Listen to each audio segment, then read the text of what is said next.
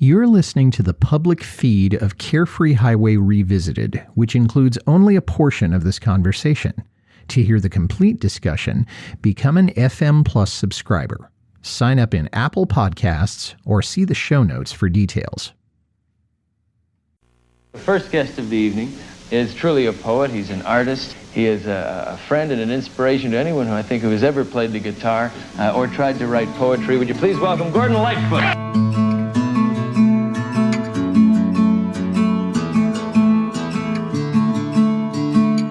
There's a love I hold dear, and it shines through each year, and it makes things seem different somehow.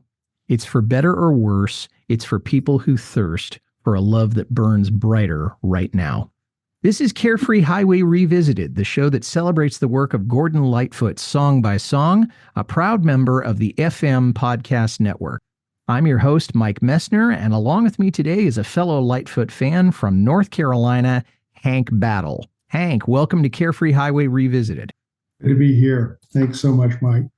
So, Hank, how did you first get into Gordon Lightfoot and his music? Gosh, it was 1977, and I went to a friend's house and was amazed because Gord's Gold was playing and filling the room. And I became a fan immediately, and I was playing a little guitar professionally at the time, and his style and pitch suited me very well. And I always liked in particular, the autobiographical nature of his work. So it made me a lifelong fan.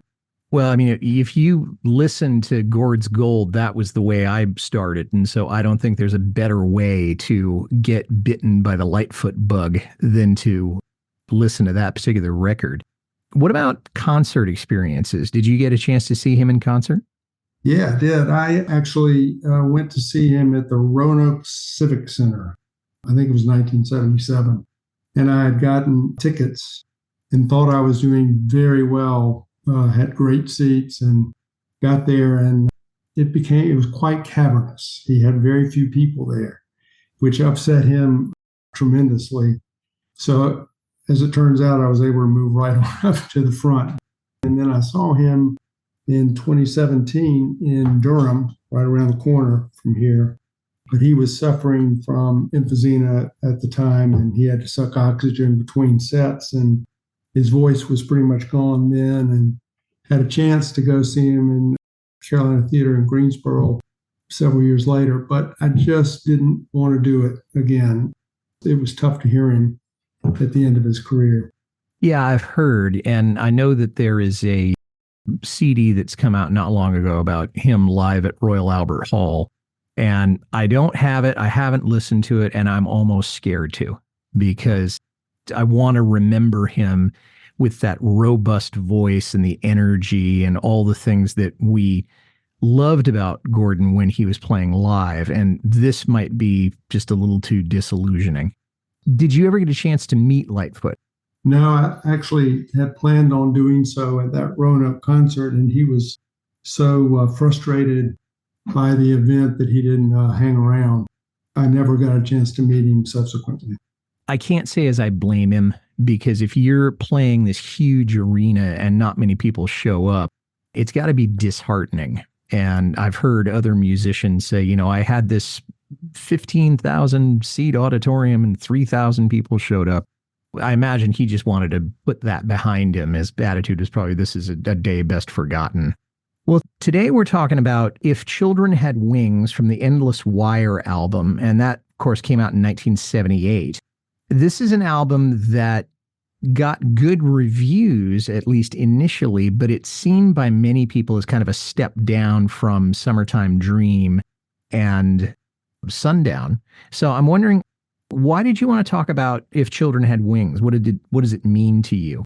Yeah, I think having children who have grown in a way, I certainly have empathized with him missing them and missing family life in general. And this one in particular got me interested in many of his other autobiographical works. But to me, it punctuates the fact that relationships are very difficult and that you could always have done them better. And I thought it was a pretty good song in the sense that he was talking very honestly about his past relationships and what he did to make them not work so well.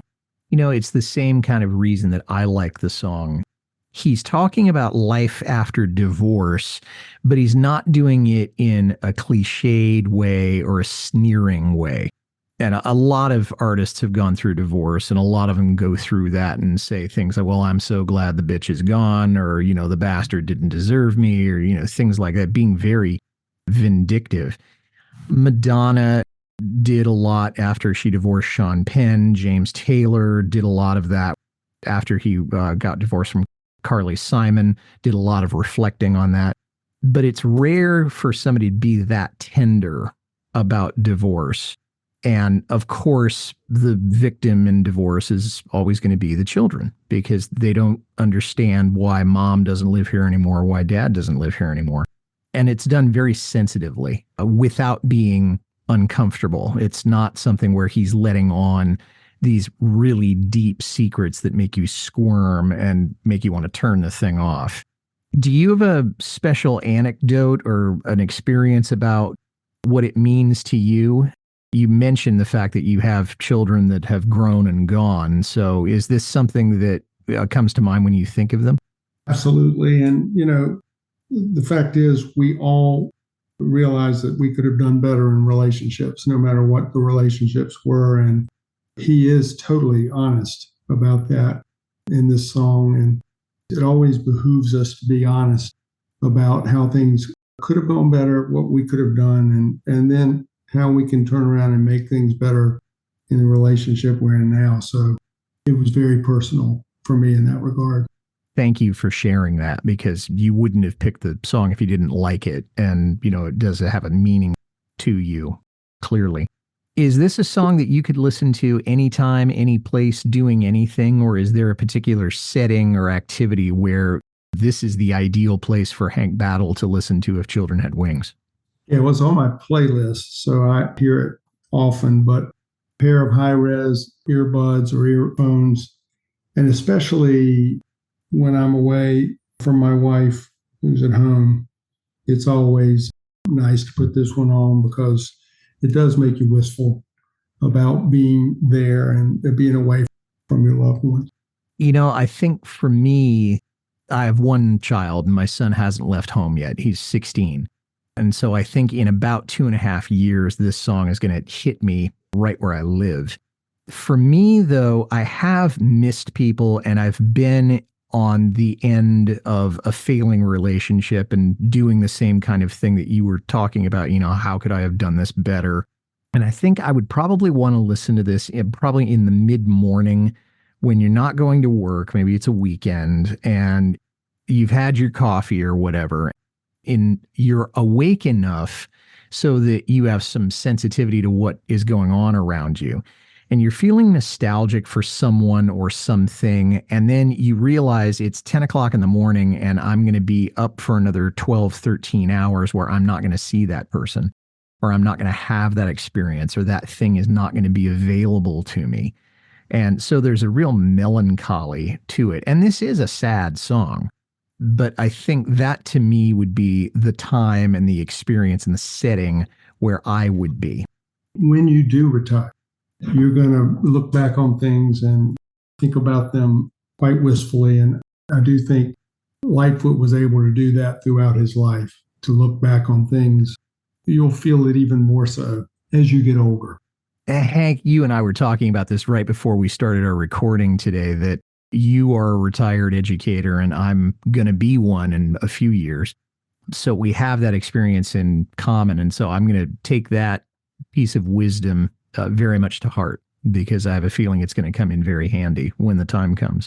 Well, let's talk about the genesis of how the song got written. According to Nicholas Jennings, Britta, who was Lightfoot's ex-wife at this time, had taken their 2 children, Fred and Ingrid. She'd taken them to the south of France because she wanted them to have a French education. She wanted them to have French immersion and really be a part of the culture of France. So if it was just French language, I think she probably just could have moved to Quebec, but she decided not to do that.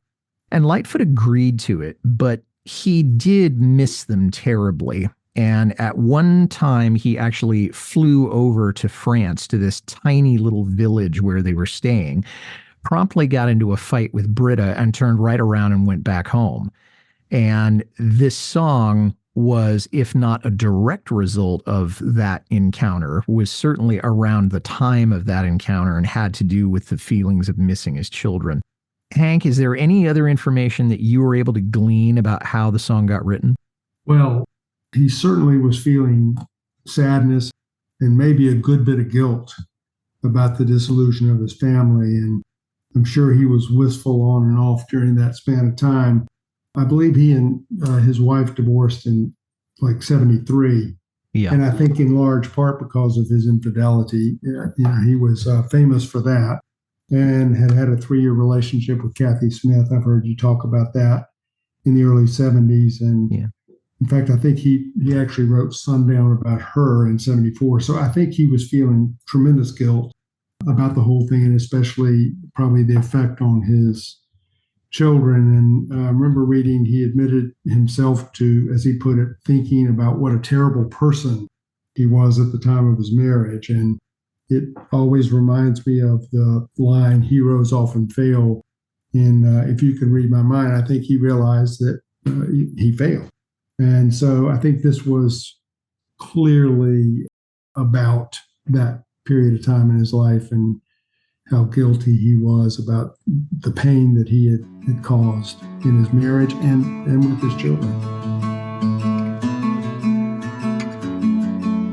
Well, that's all the time we have for here in the public feed.